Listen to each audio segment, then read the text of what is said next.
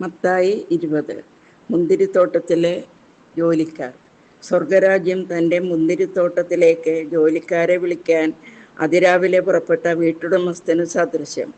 ദിവസം 1 ദനാറ വീതം വേതനം നൽകാമെന്ന കരാറിൽ അവൻ അവരെ മുന്തിരിത്തോട്ടത്തിലേക്ക് അയച്ചു. 3-ാം മണിക്കൂറിൽ അവൻ പുറത്തേക്കിറങ്ങിയപ്പോൾ ചിലർ ചന്തസ്ഥലത്തെ അലസരായി നിൽക്കുന്നത് കണ്ട് അവരോട് പറഞ്ഞു, നിങ്ങളും മുന്തിരിത്തോട്ടത്തിലേക്ക് ചെല്ലുവിൻ, ന്യായമായ വേതനം നിങ്ങൾക്ക് ഞാൻ തരാം.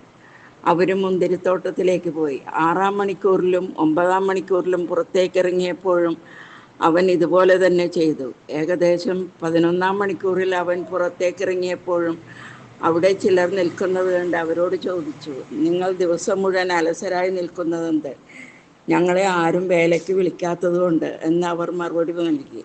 അവൻ പറഞ്ഞു, നിങ്ങളും മുന്തിരിത്തോട്ടത്തിലേക്ക് ചെല്ലുവിൻ. വൈകുന്നേരമായപ്പോൾ മുന്തിരിത്തോട്ടത്തിൻ്റെ ഉടമസ്ഥൻ കാര്യസ്ഥനോട് പറഞ്ഞു, ജോലിക്കാരെ വിളിച്ച് അവസാനം വന്നവർക്ക് തുടങ്ങി ആദ്യം വന്നവർക്ക് വരെ കൂലി കൊടുക്കുക. 11-ാം മണിക്കൂറിൽ വന്നവർക്ക് ഓരോ ദനാറ ലഭിച്ചു. തങ്ങൾക്ക് കൂടുതൽ ലഭിക്കുമെന്ന് ആദ്യം വന്നവർ വിചാരിച്ചു, എന്നാൽ അവർക്കും ഓരോ ദനാറ തന്നെ കിട്ടി.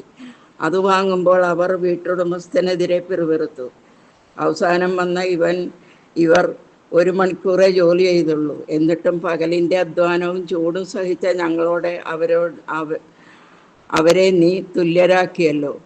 അവൻ അവരിലൊരുവനോട് ഇങ്ങനെ മറുപടി പറഞ്ഞു, സ്നേഹിത, ഞാൻ നിന്നോട് ഒരു അനീതിയും ചെയ്യുന്നില്ല.